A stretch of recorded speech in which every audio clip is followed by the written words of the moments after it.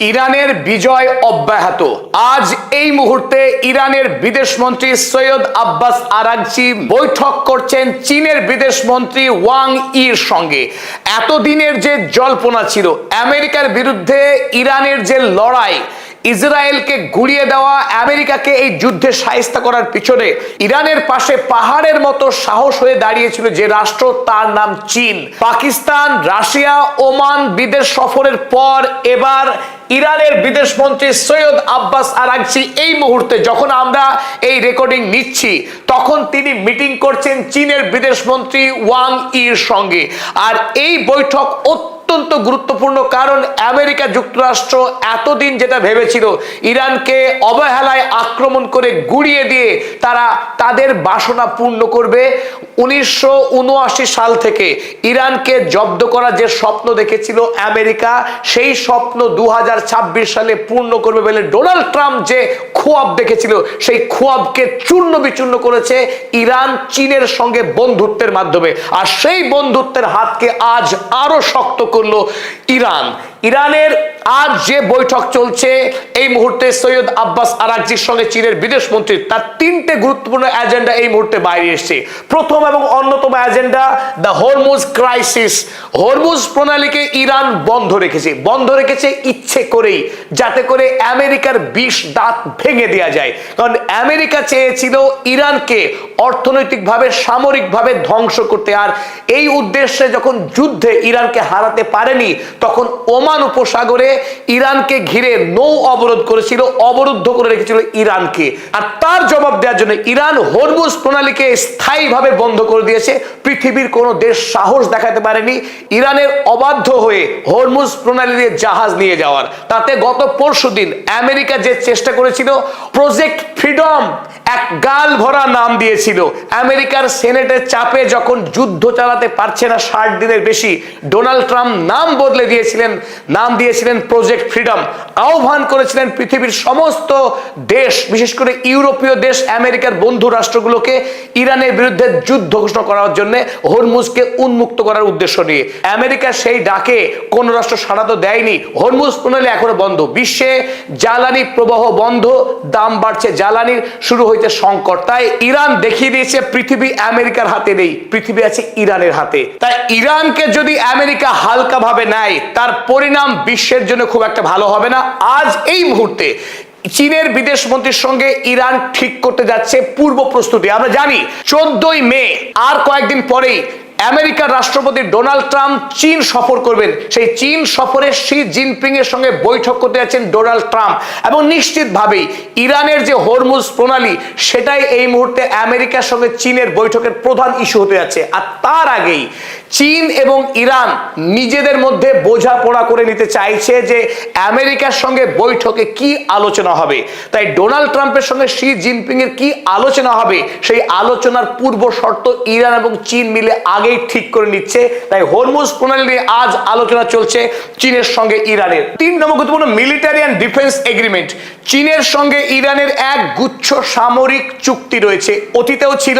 সেই চুক্তিকে নবীনীকরণ করে আরো নতুন নতুন অস্ত্র যাতে ইরান লাভ করে, আমেরিকার বিরুদ্ধে, ইসরায়েলের বিরুদ্ধে, আরব আমিরাতের বিরুদ্ধে ইরান আগামী দিনে যাতে আরো শক্তিশালী ফাইট দিতে পারে, আরো বেশি আকাশ প্রতিরক্ষা ব্যবস্থা, প্রতিরোধ ব্যবস্থাকে শক্তিশালী করতে পারে, সেই উদ্দেশ্যে চীনের সঙ্গে একাধিক চুক্তি সম্পাদন করতে চলেছেন ইরানের বিদেশমন্ত্রী সৈয়দ আব্বাস আরাগচি।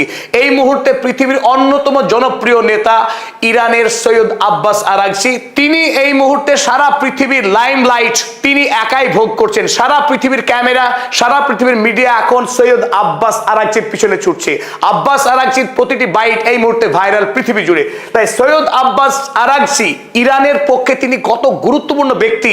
ইরানের সর্বোচ্চ নেতা আয়াতুল্লাহ মুস্তফা খামেনেইর প্রতিনিধি হিসেবে এই মুহূর্তে তিনি চীনে গুরুত্বপূর্ণ বৈঠক সারছেন। আর এই বৈঠকে আমেরিকা এতটাই ভয় পেয়ে গেছে, তাই আগেই ডোনাল্ড ট্রাম্প বুঝতে পেরেছেন তার প্রজেক্ট ফ্রিডম ফেল, তার বেলুন পাংচার হয়ে গেছে, হাওয়া বেরিয়ে গেছে। তাই আজ এই মুহূর্তে সবচাইতে বড় খবর, ডোনাল্ড ট্রাম্প তিনি বাতিল করলেন তার প্রজেক্ট ফ্রিডম।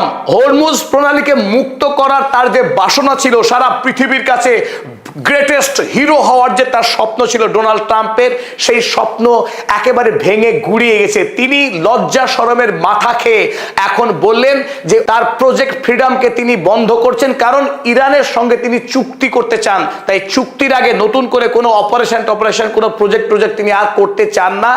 আর মূল কারণ হলো এই যে গতকাল খবরে যেটা প্রকাশ ছিল, সাউথ কোরিয়ার রাষ্ট্রপতিকে তিনি অনুরোধ করেছিলেন তাদের নৌসেনাকে পাঠাতে হরমুজ প্রণালী মুক্ত করার জন্য।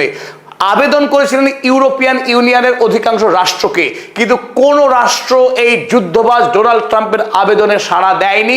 হরমুজ প্রণালীতে প্রবেশ করবার সাহস পৃথিবীর কোন রাষ্ট্র দেখাতে পারছে না এই মুহূর্তে, কারণ হরমুজে জাহাজ পাঠানো মানেই সেই জাহাজের সলিল সমাধি হবে। ইরানের আইআরজিসির হাত থেকে কোনো সেনা বেঁচে ফিরবে না, তাদের জাহাজ ফিরতে পারবে না অক্ষত অবস্থায়। তাই হরমুজ প্রণালী চোক পয়েন্ট, সেই চোক পয়েন্ট এখন ডেড ট্র্যাপ, এটা কিল জোন। এই কিল জোনে জাহাজ বা সেনা পাঠাতে পৃথিবীর কোনো দেশ সাহস করছে না। অতএব ডোনাল্ড ট্রাম্প শেষ পর্যন্ত হার মানতে বাধ্য হলেন, আত্মসমর্পণ করতে বাধ্য হলেন। আমরা চলো দেখে নিই দুটি হেডলাইন। দ্য গার্ডিয়ান কাগজ লিখেছে, Trump puts Project Freedom on hold, saying he hopes to finalize a deal with Iran. তার প্রজেক্ট ফ্রিডমকে তিনি এই মুহূর্তে স্থগিত করে দিলেন। তার লক্ষ্য ইরানের সঙ্গে চুক্তি ফাইনালাইজ করা। একই কথা লিখেছে আল জাজিরা, তারা লিখেছে Trump pauses project freedom, claims great progress for final agreement with Iran.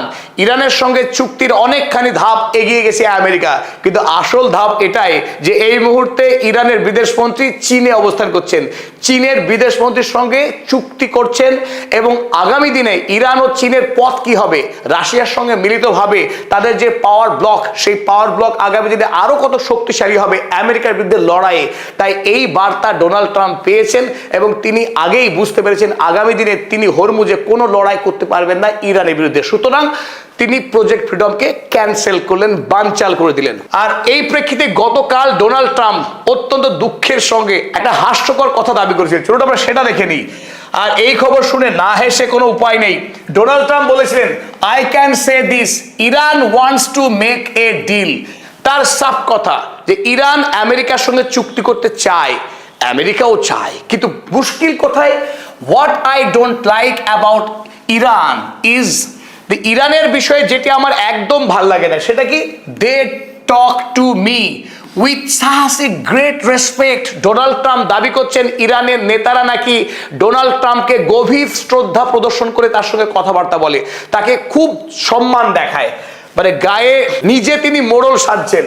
তিনি বলছেন, and then they will go on television and say we did not speak to the president. আর তারপরে ইরানের টেলিভিশনে গিয়ে ইরানের নেতারা দাবি করেন, আমরা কোনো মার্কিন নেতাদের সঙ্গে কথা বলিনি, শত্রুর সঙ্গে আমরা কথা বলিনি।